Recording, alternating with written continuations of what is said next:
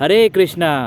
आशा करता हूँ आप और आपकी फैमिली सब अच्छे होंगे। मेरा नाम है नितिन नाथ शर्मा और असेट मैनेजमेंट अंडरस्कोर आवेदा में आपका स्वागत है।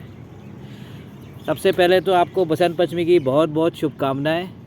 ये वसंत शुभ रहे और आने वाले समय में सब नेचर के संग आप जुड़े रहें। यही मेरी आप सबसे रिक्वेस्ट है कि नेचर से जुड़े रहें। तो आइए बात करते हैं हमेशा की तरह हेल्थ और वेल्थ को लेके।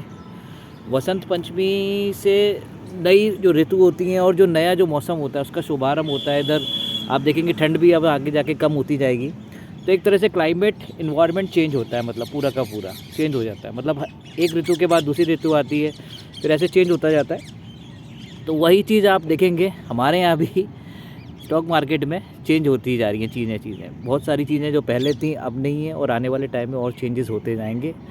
तो इसीलिए मैं कह रहा हूँ कि वोलेटिलिटी जब तक, अब देखिए इलेक्शन नहीं हो जाते, बनी रहेगी। कभी आपको मार्केट एकदम से हाई दिखेगा, कभी एकदम से नीचे दिखेगा, कभी फिर वैसे, तो जिगजैग होता रहेगा।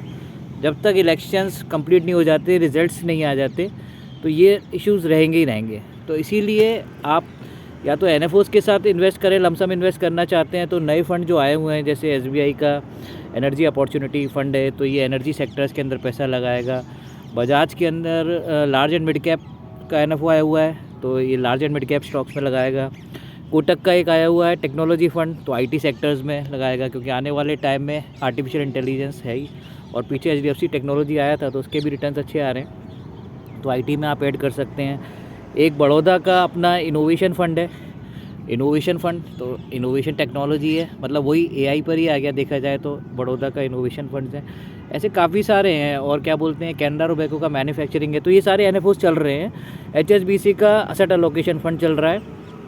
असेट एलोकेशन फ़ंड जो जिसके अंदर डेट, इक्विटी, गोल्ड तीनों का मिक्स होता है और FD प्लस रिटर्न आ जाते हैं। और ओवरऑल मतलब रिटर्न्स आपके डबल डिजिट में आते हैं लॉन्ग टर्म में, लेकिन बहुत ज़्यादा रिटर्न नहीं आते क्योंकि 100% इक्विटी नहीं होता, ठीक है ना। तो ऐसा सेफ्टी पॉइंट ऑफ व्यू से ये आप ऐड कर सकते हैं पोर्टफोलियो में। तो लमसम अमाउंट आप NFO के थ्रू इन्वेस्ट करें, बाकी रनिंग स्कीम्स आप SIP से थ्रू इन्वेस्ट करें या STP के थ्रू।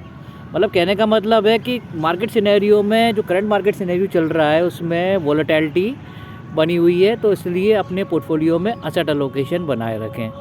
तो असेट एलोकेशन के लिए म्यूचुअल फंड सही है, पहले भी सही था, आज भी सही है और कल भी सही रहेगा। तो अपने फाइनेंशियल एडवाइज़र से बात कीजिए, धीरे धीरे टॉक कीजिए। और आप बाकी आपको पता ही है, आप उसके अंदर आप खुद समझदार हैं। तो देखिए लॉन्ग टर्म की प्लानिंग कीजिए, क्योंकि म्यूचुअल फंड जो है ना सारे लॉन्ग टर्म के लिए बेस्ट माने गए। मतलब अगर पिछले 10 साल, 15 साल, 20 साल का अगर हिस्ट्री उठा के देखें, इतिहास उठा के देखें, तो हमारे डबल डिजिट रिटर्न कहीं नहीं गए हैं। एवरेज हमारे 14-15% के रिटर्न आ रहे हैं, वैसे तो और ज़्यादा ही आ रहे हैं, लेकिन मैं फिर भी मिनिमम ही बात कर रहा हूँ पिछले 20 सालों में।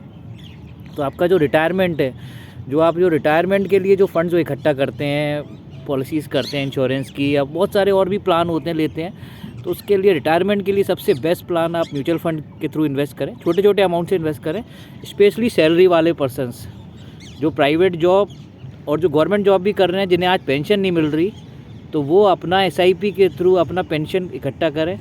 NPS भी एक ऑप्शन है, लेकिन NPS में भी बहुत ज़्यादा रिटर्न नहीं आएंगे। दूसरा उसमें ये है कि लॉक इन भी रहता है, लेकिन NPS के साथ साथ आप एक SIP करें, भले ही छोटे अमाउंट की करें, लेकिन कीजिए।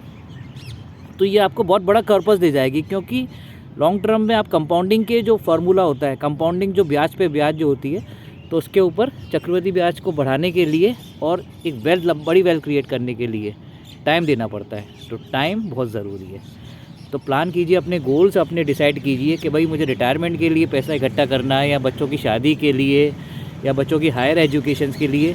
तो ये आप अपने दिमाग में एक फिट कर लीजिए। उसी के लिए आप एक SIP स्टार्ट कीजिए कि ये SIP मेरे बच्चों के लिए, ये SIP मेरे रिटायरमेंट के लिए। तो इस तरह से आप SIP भी डिसाइड कीजिए और उसको चलाइए लंबे समय तक, छेड़िए मत। ऐसा नहीं है कि कभी आपको फंड्स की इमरजेंसी आ जाए तो निकाल ले। बहुत ज़्यादा इमरजेंसी आ जाए, जब कहीं से कुछ नहीं मिल रहा, ना बैंक में, पोस्ट ऑफिस में, कहीं से आपका पैसा नहीं निकल पा रहा, तब आप म्यूचुअल फंड की SIP ब्रेक कीजिए, या आपके गोल अचीव हो जाए तो ब्रेक कीजिए। तो देखिए ये सारी चीज़ें प्लानिंग से होती हैं। हेल्थ इंश्योरेंस रखिए अपने पास, मेडिक्लेम रखिए अपने पास, क्योंकि कोई भी प्रॉब्लम होती है, कोई एक्सीडेंट वगैरह हो जाता है, तो हेल्थ इंश्योरेंस होना ज़रूरी है।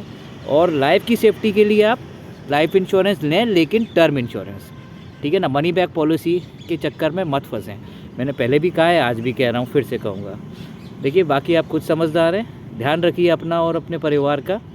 सुबह जल्दी उठिए, मौसम चेंज हो रहा है, ठीक है ना। हेल्थ के लिए सबसे अच्छा है कि सुबह जल्दी उठें और वॉक करें, वॉक करते जाएँ, ठीक है ना। जब भी आपको टाइम मिले वॉक करें, कोशिश कीजिए कि सुबह ज़्यादा करें। बाकी अनुलोम विलोम प्राणायाम ये सब करना ही है। हेल्थ डाइट पर हेल्थ कीजिए, और आपकी जो डाइट है उसको थोड़ा कंट्रोल कीजिए। सुबह सबसे ज़्यादा, दोपहर में उससे कम खाना, और रात में सबसे कम। आयुर्वेद के नियम को फॉलो कीजिए तो लाइफ ईजीली आपकी लंबी होती चली जाएगी। Okay, thank you for watching this video. Bye bye, take care, have a great day.